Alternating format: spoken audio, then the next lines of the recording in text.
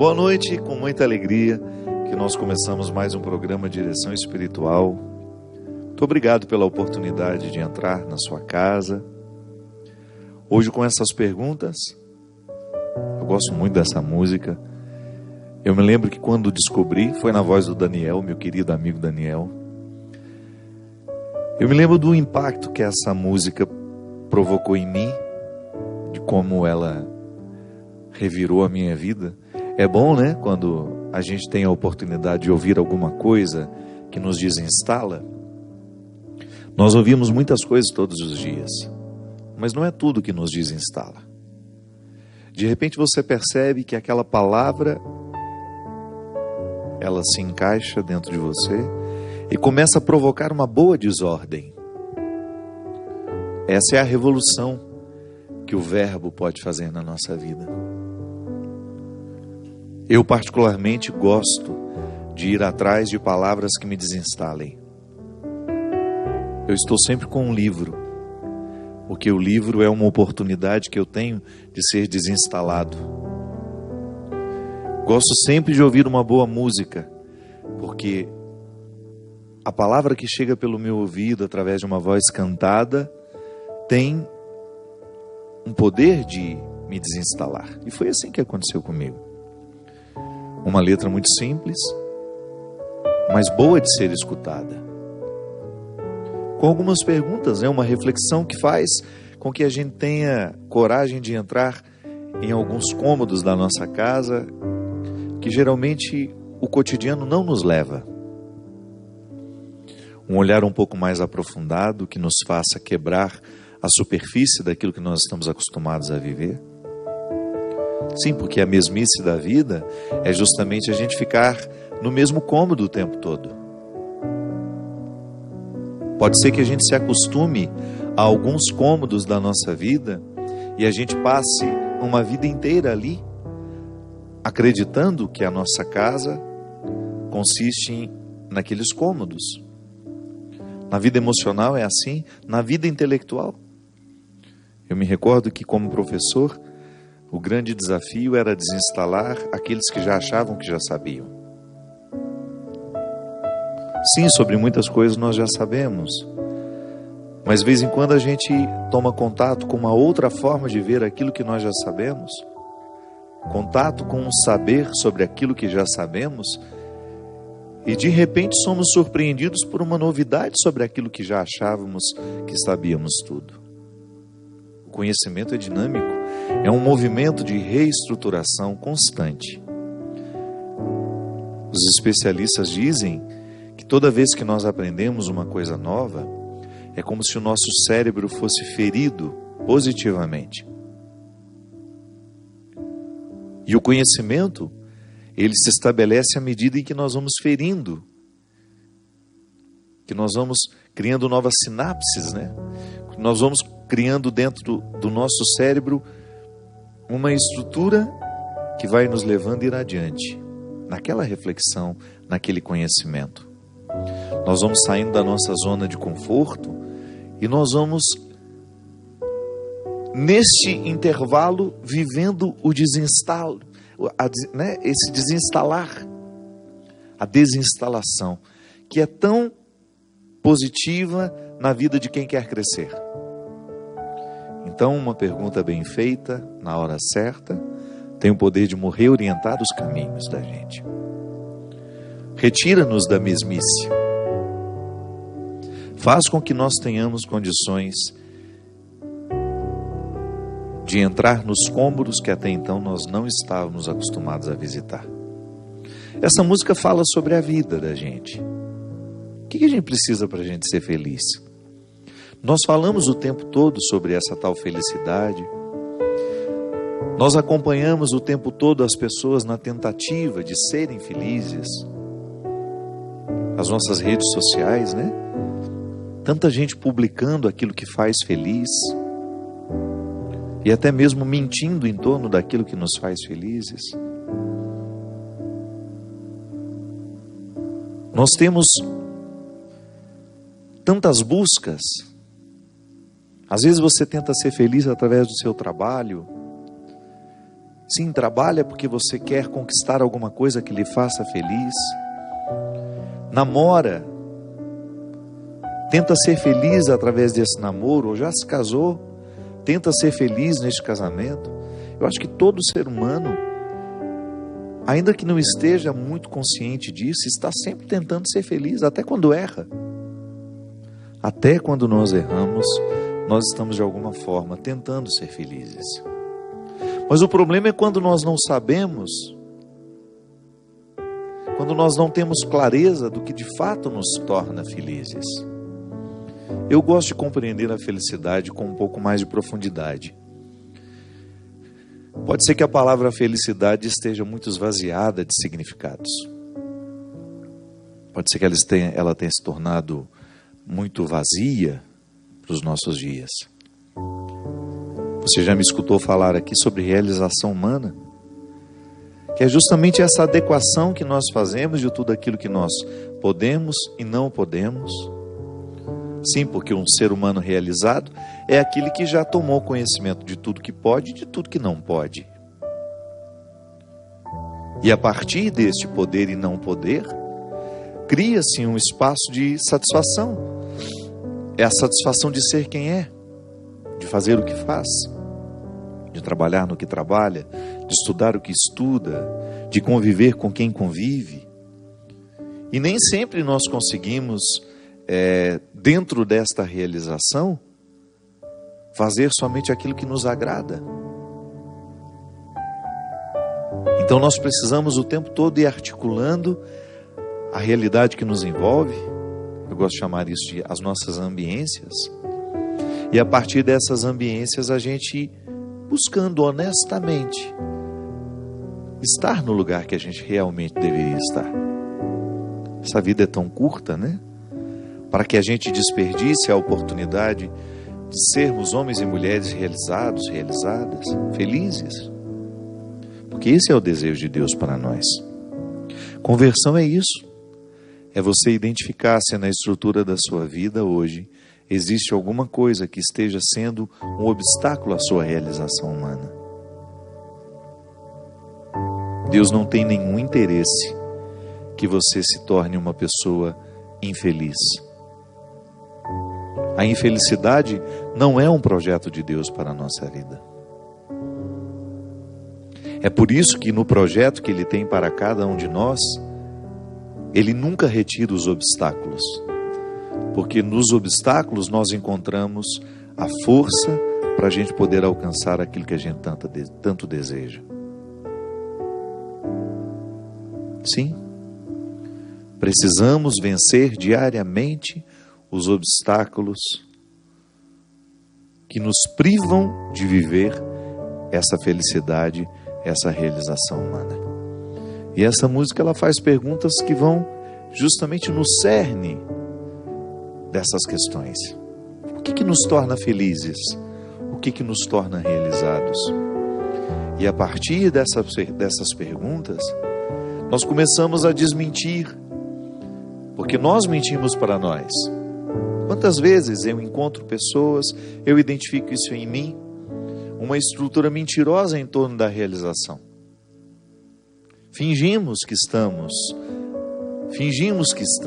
realizados. Fingimos que estamos sabendo o que deve ser feito.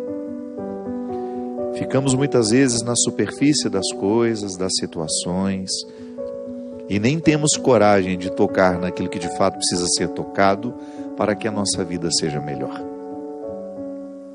Eu particularmente, gente, gosto de pensar que Deus é sempre favorável, que a minha experiência com o Senhor é sempre favorável a mim. Nunca eu pude entender que a minha experiência com Deus pudesse ser um obstáculo para a minha realização humana. Deus quer o meu melhor. E há muito tempo eu fui arrancando de mim, algumas compreensões equivocadas de que Deus queria o meu sofrimento, por exemplo. Não. Deus não quer o nosso sofrimento. A gente sofre porque nós somos humanos. Faz parte da nossa condição. Mas é muito mesquinho a gente ficar pensando que Deus ficou mandando aqueles sofrimentos para nós. Não. Ele não precisa mandar. Os sofrimentos estão diante, estão no caminho de todo aquele que quer viver bem. Da mesma forma como Ele também não pode nos livrar desses sofrimentos, porque faz parte da vida. Faz parte da vida sofrer. O que Ele nos assegura é a sua presença. Então, quando eu olho para a estrutura da minha vida, aquilo que hoje eu preciso renunciar, eu estou vendo uma realidade que é favorável ao meu crescimento. Eu preciso identificar o que hoje, na estrutura da minha vida, está representando um obstáculo à minha realização. Pode ser que você identifique uma amizade, por exemplo. Uma pseudo-amizade, uma falsa amizade. Um coleguismo que tem sido um obstáculo para o seu crescimento espiritual, afetivo, humano. Pode ser que você esteja sob a influência de uma pessoa que não lhe quer bem, que esteja lhe viciando naquilo que lhe destrói, ou que esteja lhe retirando de um contexto de fidelidade a si mesmo. Sim, nós podemos muitas vezes ficar viciados em pessoas que nos fazem mal. E de repente o inimigo vai minando as nossas coragens, as nossas disposições, e a gente vai se afastando do caminho que Deus quer para nós. Volto a dizer que é um caminho de realização, é um caminho de felicidade. Então requer muita honestidade intelectual. Nós estamos falando aqui de colocar a inteligência para funcionar. O que hoje na estrutura da minha vida é um obstáculo à minha realização humana? Eu me lembro que uma vez eu encontrei uma menina que estava fazendo a faculdade para agradar a mãe. E ela me falou isso. Ela teve coragem de dizer. Perguntei para ela, o que você estuda? Ela falou, arquitetura. E você gosta de arquitetura? Ela, não. Eu estou fazendo porque minha mãe quer que eu faça. E eu achei aquilo muito cruel, né? Uma faculdade de arquitetura dura uns 5 anos na vida. Fazer o oposto do que se pretende para agradar a mãe, alguma coisa está errada nessa relação. Da mesma forma como eu vi muitas pessoas cursarem direito porque o pai era advogado e seguiram a tradição mesmo que aquilo não realizasse. Quantas pessoas eu encontrei estudando direito, não porque queriam ser advogados, mas porque queriam prestar um serviço público, um concurso para um serviço público. E aí você perguntava, mas você se identifica com o serviço público? Não, é só para ter uma estabilidade. Isso pode parecer bacana aos olhos de alguns. Mas isso é um verdadeiro absurdo aos olhos daqueles que de fato querem viver a sua verdade pessoal. A estabilidade pode representar uma coisa boa na cabeça dos nossos pais, que querem nos ver estabilizados. É natural que você queira seu filho estabilizado. Mas essa estabilidade, se custar a alegria dele, vale a pena? Se chegar a essa estabilidade, vai precisar matar todos os sonhos que tem dentro de si, é justo? Será que só porque nós desejamos, com todas as forças do nosso coração, do nosso entendimento, controlar a vida dos que nós amamos, porque achamos que controlar é amar? Será que é justo, em nome desse controle, nós condenarmos os nossos filhos a uma estabilidade que não realiza, que não faz feliz? Foram essas perguntas que eu fiz à menina e à mãe, e que felizmente chegaram no entendimento de que não era justo aquilo que faziam entre elas. E aí, minha gente, nunca é tarde para a gente poder mexer na estrutura da nossa vida, mudar os rumos. Da mesma forma como Jesus não teve medo de mudar a vida de quem passava por ele. Porque Jesus sabia de tudo isso com muito mais profundidade do que nós sabemos hoje. E olha que nós já temos mais de 2000 anos de história. Nós já evoluímos muito como humanidade. As ciências psicológicas nos ajudaram muito a compreender a dimensão humana dessa realização. Não é? Então nós já estamos auxiliados por muitas ciências que Jesus não tinha naquela época. Todas elas corroborando justamente a postura de Jesus, de colocar a pessoa no caminho certo. Vai viver o que você precisa viver. Não perca tempo com conflitos que não são seus. Tenha coragem de entrar nos quartos da sua casa, da sua vida, e descubra quais são as perguntas que hoje precisam ser feitas para que a sua vida tenha qualidade. Não tenha medo dos questionamentos. Muito melhor que conviver com falsas respostas é a gente ter a pergunta certa. Falsas respostas não nos realizam. Pode realizar seu pai, sua mãe. Mas você acha justo comprometer a sua vida para agradar alguém? Isso não é evangélico. Obedecer significa ouvir com o outro. E não somente ouvir o outro. É ouvir com ele. E pode ser que aquela parte que precisa obedecer, no momento em que escuta com aquele que está propondo o que deve ser obedecido, chegue à conclusão de que o esclarecimento, a lucidez, esteja na parte mais frágil. Basta deixar que a verdade venha à tona. Às vezes você, na ânsia de fazer seu filho obedecer, você dita uma regra que não passa pelo ouvir com ele. Vai fazer assim, pronto, e acabou. Ouça o coração do seu filho. Ouse conhecer quais são as aptidões dele. Não é justo você impor a ele um fardo que Deus não impõe. Deus colocou nele um jeito de ser, uma forma de viver, de pensar, de sentir. É necessário que a gente tenha respeito pelo outro, que caminhe com ele. Claro, eu não estou dizendo para você abrir mão da autoridade que você tem, pelo contrário. A verdadeira autoridade é aquela que nos faz ouvir com o outro. É aquela que nos faz pensar com o outro, sentir com o outro. Seremos melhor, bem melhor. Uma autoridade bem melhor, se a gente aprende a ouvir com o outro. Seremos autoridades mais qualificadas, se nós desenvolvemos ou aguçamos a nossa sensibilidade para ouvir com o outro o que precisa ser escutado.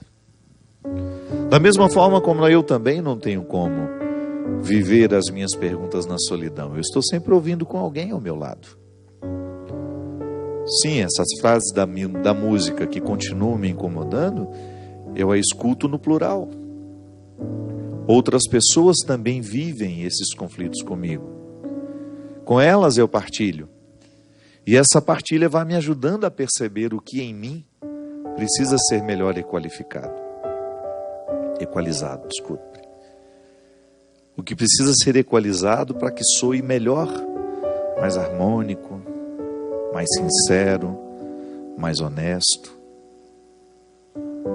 E quando estou escutando com o outro as perguntas que de fato interessam no meu dia hoje, Deus tem a oportunidade de falar em nós. Sim, porque Deus fala em nós quando a nossa verdade vem à tona. Quando nós não temos medo da pergunta que precisa ser feita. Não fuja delas. Crescemos muito quando somos desafiados. Muito mais do que quando somos bajulados. Quando nós aceitamos a provocação da própria vida. Sabe como que a vida nos provoca? Com o nosso mal-estar. Por isso que é tão perigoso tomar remédio para a tristeza. A não ser que tenha diagnosticado uma depressão química em você. Está faltando aquela substância.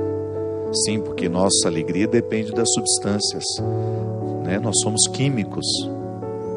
Nós somos físicos. Esse físico aqui, para funcionar, tem que ter um tanto de substância aqui dentro dando certo. Sim, mas geralmente quando as tristezas chegam e a gente entorpece com um comprimido, a gente perdeu a feliz oportunidade de descobrir o que nos incomodava. E aí a gente não muda o que incomoda. Você só vai julgando comprimidos sobre a sua tristeza. E por isso não resolve. Apenas vai passando de um dia para o outro, jogando o conflito para frente, quando na verdade o que resolveria e que retiraria a necessidade do comprimido é um enfrentamento, uma mudança das peças do tabuleiro. Quanta gente fica curada quando desiste de um emprego, por exemplo, quando abre mão daquele emprego para ir ganhar menos, mas trabalhar em algo que se gosta. Quanta gente termina o seu conflito quando termina um relacionamento. Ah, mas sofre. Mas pelo menos está sofrendo para curar. Quantas pessoas resolvem suas tristezas, suas angústias, quando são capazes de colocar as pessoas nos lugares certos? Quando você blinda o seu coração para que ele não seja alvo do desamor do outro. Quantas pessoas melhoram, se curam, quando são capazes de trancar uma matrícula na faculdade e dizer: não é isso que eu quero para mim. Quantos filhos são curados quando nós olhamos para eles e perguntamos o que de fato interessa, do que eles gostam e o que eles gostariam de fazer da vida. E você também cresce quando é algo que você não quer que seja, e você, num exercício de amor, é capaz de querer entender o que o outro gosta tanto. Saímos do nosso mundo, ferimos aquilo que estamos acostumados para dar um passo com o outro, sempre de mãos dadas. Porque nunca erramos, minha gente, quando vamos de mãos dadas. Nunca erramos quando seguramos na mão daqueles que nós amamos. Nós vamos para um rápido intervalo e a gente volta já já com o programa Direção Espiritual.